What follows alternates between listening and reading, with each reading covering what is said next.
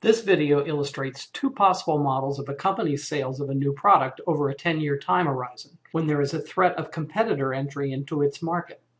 Many other similar models could be developed, depending on the assumptions made, but these two models are representative. The primary goal is to find the distribution of the company's 10-year NPV given a discount rate of 10% and an initial investment of $1 million. In the first model shown here, there is a single potential competitor. This competitor either enters the market right away at the beginning of year one, or it never enters the market. If the competitor enters the market, it remains in the market for the entire 10-year period. A key input to this model is the probability of competitor entry, which is varied from 0.1 to 0.5 to 0.9 with a risk sim table function.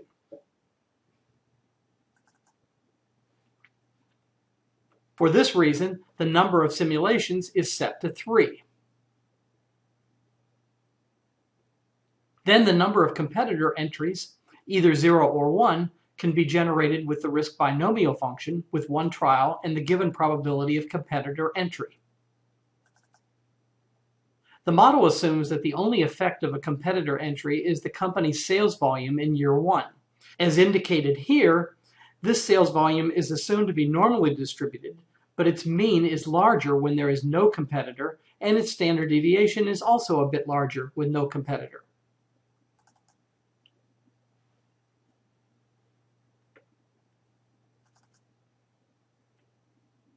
The other uncertainties include the annual change in the company's sales volume, the company's sales price in year one, the company's unit cost in year one, given as a percentage of its sale price, and the annual increase in its unit cost and sales price. Each of these is assumed to have a triangular distribution with the parameters shown, and except for the sales price in year one, each of these is generated only once and is then used for all years. One obvious variation of the model would be to let the annual sales volume, say, change randomly and probably in a correlated way from year to year, but this is not done here.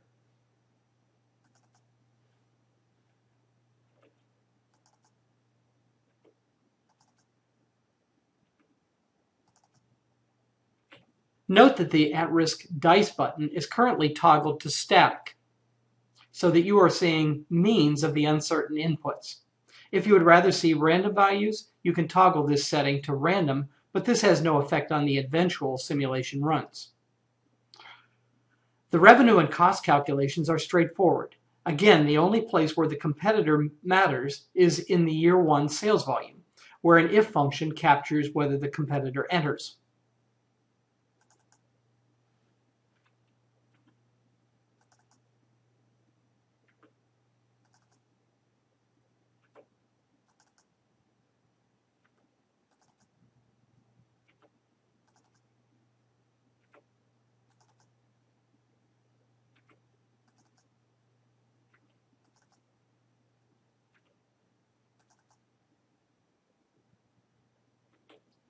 The only output designated as an at-risk output is the NPV.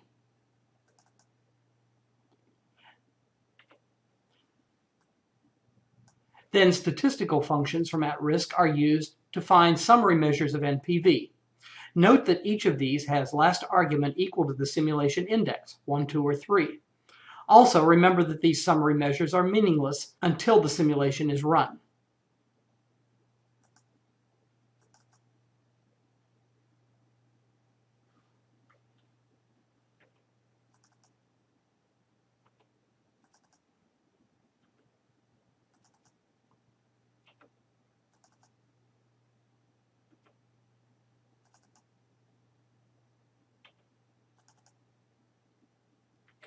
Now I will run 3 simulations for 1,000 iterations each.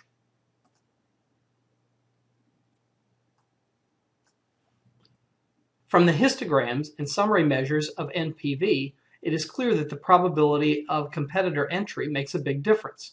When this probability is small, the company's NPV is much larger. Its 5th percentile and 95th percentile are both larger, and its probability of being positive is larger. There is for simulation 1, There's for simulation 2. There's for simulation 3.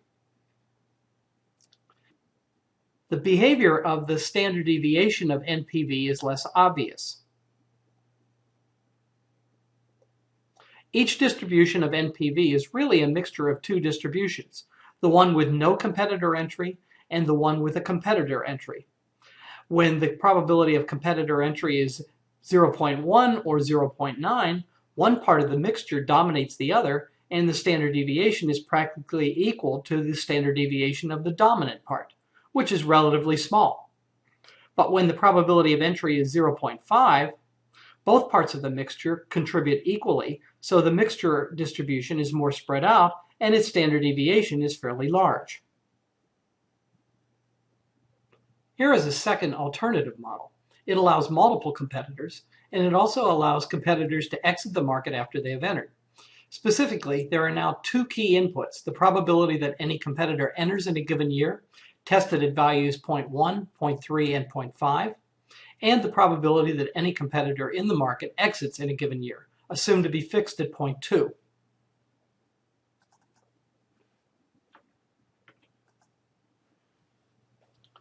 The assumption is that only one competitor can enter in a given year, but any of the current competitors, even all of them, can exit in a given year. The other assumption is that each of the current competitors in any given year has a market share that is triangularly distributed with parameters 10%, 15%, and 20%. Rows 17 and 18 implement these assumptions. Starting with no competitors, there is either one entry or no entries in year 1. After that, the number of competitors is the previous year's number plus the number, 0 or 1, entering that year, minus the number exiting that year. The risk binomial function is relevant for the number of entries and for the number of exits. Turning to market share, risk compound is the perfect function for generating the total competitor market share in any year.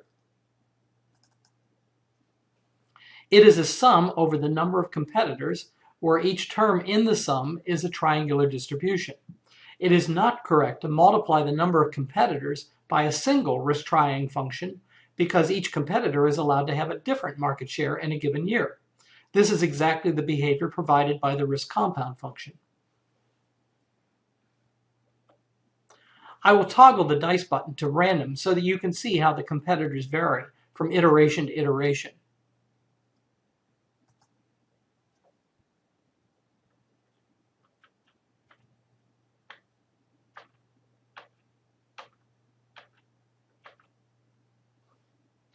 The rest of the model is straightforward.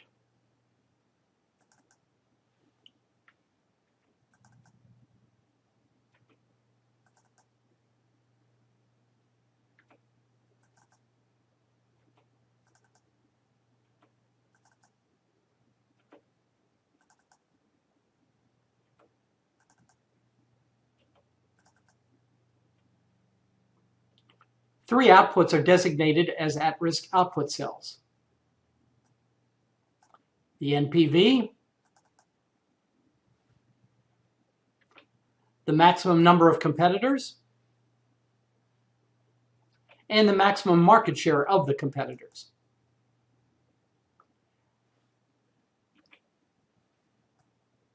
As in the previous model, various summary measures of these outputs are then captured with at-risk statistical functions. I will now run 1,000 iterations of the three simulations.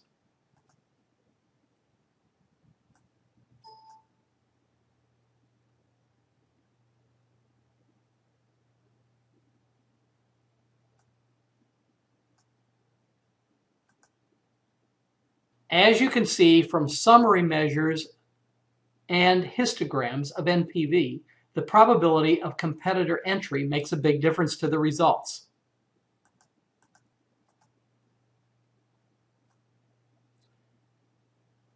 Simulation 1,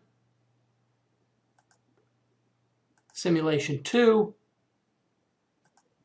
Simulation 3.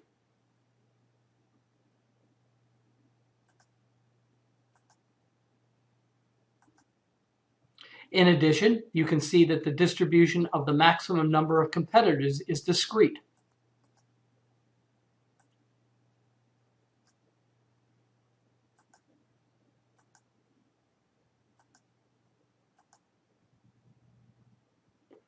However, the largest number of competitors in any of the iterations increases as the probability of entry increases from 0.1 to 0.5. Finally, the distribution of the maximum market share is multimodal, since it depends on the number of competitors that have ever entered.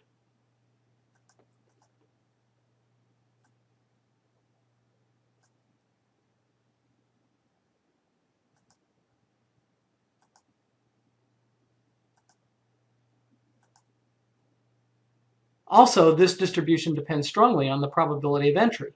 In fact, when this probability is 0.5, as you see here, a flaw in the model becomes apparent. Specifically, the maximum total market share of the competitors can be greater than 100%. There are various ways this flaw could be fixed. For example, the formulas in row 18 could include a min function that disallows values greater than 100%. Or the parameters of the market share triangular distribution could be decreased. A more complex fix would be to let the parameters of the triangular distribution depend on the number of current competitors, so that they couldn't sum to greater than 100%.